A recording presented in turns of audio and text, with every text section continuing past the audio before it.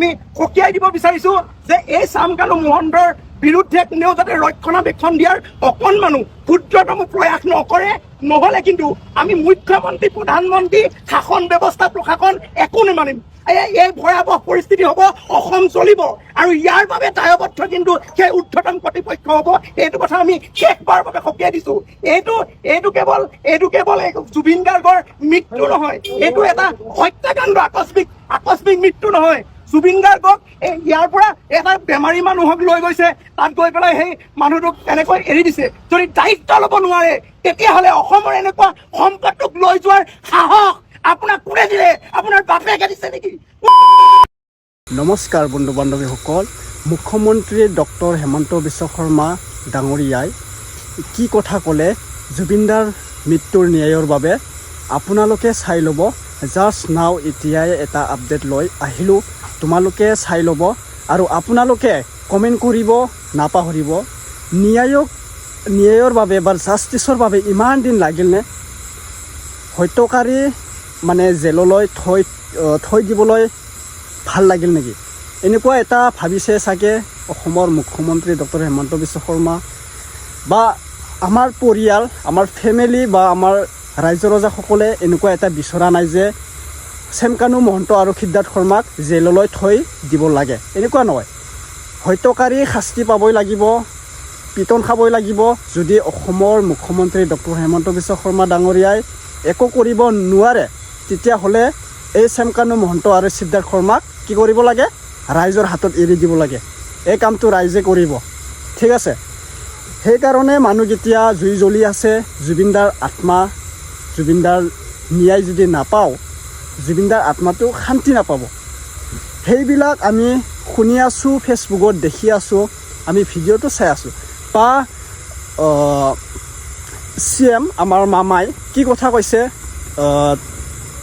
চাই ল'ব, আগতে চাই ল'ব আপোনালোকে কি কথা ক'ব মামাৰ বিষয়ে। 2026ত বিজেপি ইলেকশ্যন পাবনে?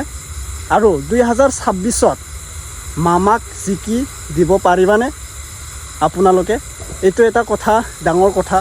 মামাই যদি কৈ আছে 2026ত মোক ভোট দিলে বা মই জিকিলে দালি চেনি পাব বা মিঠাতেল পাব, এইটো কথা বাদ দিয়ক, এইটো পিছত হৈ যাব।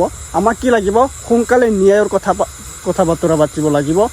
কিন্তু ইলেকশ্যনৰ বা ৰাজনীতিৰ কথা আহি আছে জুবিনদাৰ লগত, কিন্তু জুবিনদাৰ লগত এনেকুৱা ৰাজনীতি বা পলিটিক্সৰ কথা আহিব নালাগিছিল। কিয়নো ৰাজনীতিক বা পলিটিক্স জুবিনদাই কেতিয়াও ভাল পোৱা নাছিলে।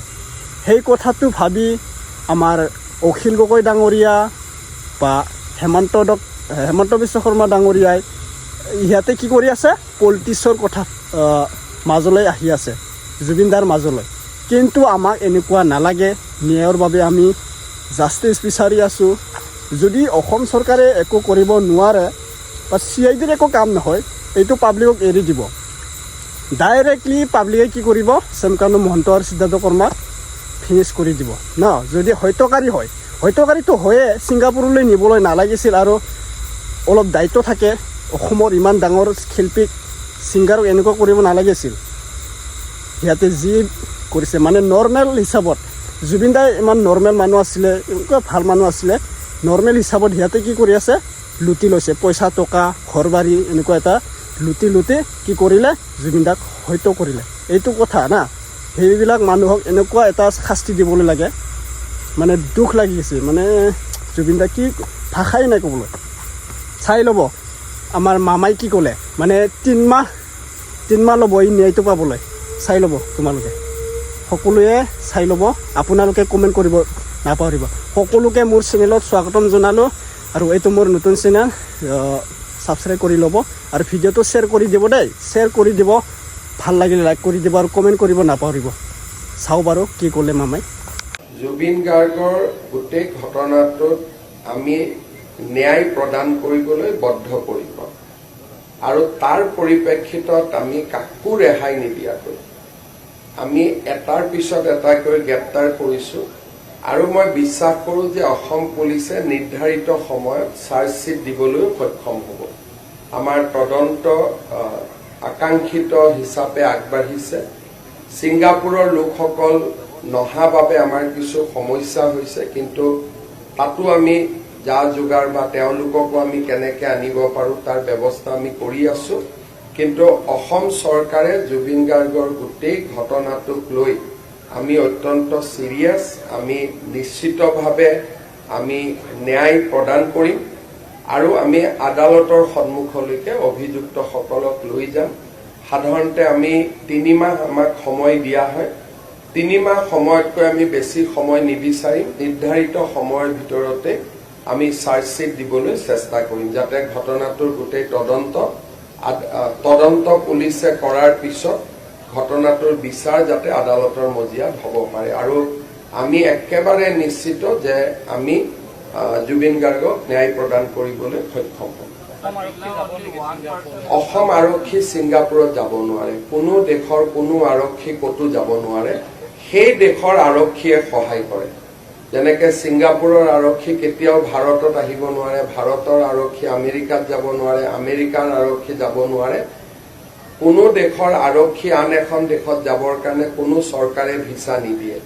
আৰু ছিংগাপুৰখন এনেকুৱা নহয় যে ছিংগাপুৰে ভিছা নিদিলে আমি জোৰ কৰি যাব পাৰিম।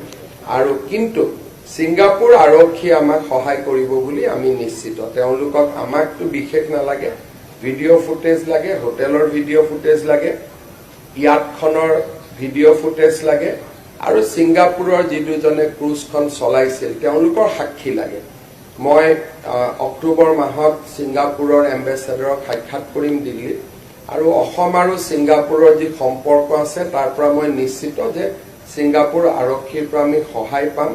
ইতিমধ্যে তেওঁলোকে ফৰেনচিক ৰিপৰ্টো পঠাই দিছে। গতিকে আমাৰ চাৰ্জশ্বিট দিয়াৰ ক্ষেত্ৰত আমাৰ অসুবিধা নহ'ব। আমি ছিংগাপুৰ আৰক্ষীৰ পৰা সম্পূৰ্ণ সহযোগিতা পাম। জুবিন গাৰ্গৰ গোটেই ঘটনাটোত আমি ন্যায় প্ৰদান কৰিবলৈ বদ্ধপৰিকৰ, আৰু তাৰ পৰিপ্ৰেক্ষিতত আমি কাকো ৰেহাই নিদিয়াকৈ আমি এটাৰ পিছত এটাকৈ গ্ৰেপ্তাৰ কৰিছোঁ। আৰু মই বিশ্বাস কৰোঁ যে অসম পুলিচে নিৰ্ধাৰিত সময়ত চাৰ্জশ্বিট দিবলৈও সক্ষম হ'ব। আমাৰ তদন্ত আকাংক্ষিত হিচাপে আগবাঢ়িছে।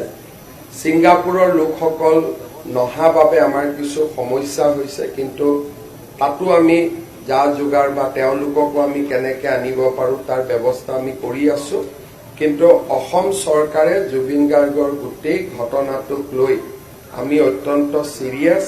আমি নিশ্চিতভাৱে আমি ন্যায় প্ৰদান কৰিম আৰু আমি আদালতৰ সন্মুখলৈকে অভিযুক্তসকলক লৈ যাম। সাধাৰণতে আমি 3 মাহ আমাক সময় দিয়া হয়। 3 মাহ সময়তকৈ আমি বেছি সময় নিবিচাৰিম। নিৰ্ধাৰিত সময়ৰ ভিতৰতে আমি চাৰ্জশ্বিট দিবলৈ চেষ্টা কৰিম, যাতে ঘটনাটোৰ গোটেই তদন্ত পুলিচে কৰাৰ পিছত ঘটনাটোৰ বিচাৰ যাতে আদালতৰ মজিয়াত হ'ব পাৰে। আৰু আমি একেবাৰে নিশ্চিত যে আমি জুবিন গাৰ্গক ন্যায় প্ৰদান কৰিবলৈ সক্ষম হ'ম। অসম আৰক্ষী ছিংগাপুৰত যাব নোৱাৰে। কোনো দেশৰ কোনো আৰক্ষী ক'তো যাব নোৱাৰে। সেই দেশৰ আৰক্ষীয়ে সহায় কৰে। যেনেকৈ ছিংগাপুৰৰ আৰক্ষী কেতিয়াও ভাৰতত আহিব নোৱাৰে, ভাৰতৰ আৰক্ষী আমেৰিকাত যাব নোৱাৰে, আমেৰিকাৰ আৰক্ষী যাব নোৱাৰে। কোনো দেশৰ আৰক্ষী আন এখন দেশত যাবৰ কাৰণে কোনো চৰকাৰে ভিছা নিদিয়ে। আৰু ছিংগাপুৰখন এনেকুৱা নহয় যে ছিংগাপুৰে ভিছা নিদিলে আমি জোৰ কৰি যাব পাৰিম। আৰু কিন্তু ছিংগাপুৰ আৰক্ষীয়ে আমাক সহায় কৰিব বুলি আমি নিশ্চিত। তেওঁলোকক আমাকতো বিশেষ নালাগে, ভিডিঅ' ফুটেজ লাগে, হোটেলৰ ভিডিঅ' ফুটেজ লাগে, ইয়াতখনৰ ভিডিঅ' ফুটেজ লাগে আৰু ছিংগাপুৰৰ যি দুজনে ক্ৰুজখন চলাইছিল তেওঁলোকৰ সাক্ষী লাগে। মই অক্টোবৰ মাহত ছিংগাপুৰৰ এম্বেচাডৰক সাক্ষাৎ কৰিম দিল্লীত, আৰু অসম আৰু ছিংগাপুৰৰ যি সম্পৰ্ক আছে তাৰ পৰা মই নিশ্চিত যে ছিংগাপুৰ আৰক্ষীৰ পৰা আমি সহায় পাম। ইতিমধ্যে তেওঁলোকে ফৰেনচিক ৰিপৰ্টো পঠাই দিছে। গতিকে আমাৰ চাৰ্জশ্বিট দিয়াৰ ক্ষেত্ৰত আমাৰ অসুবিধা নহ'ব। আমি ছিংগাপুৰ আৰক্ষীৰ পৰা সম্পূৰ্ণ সহযোগিতা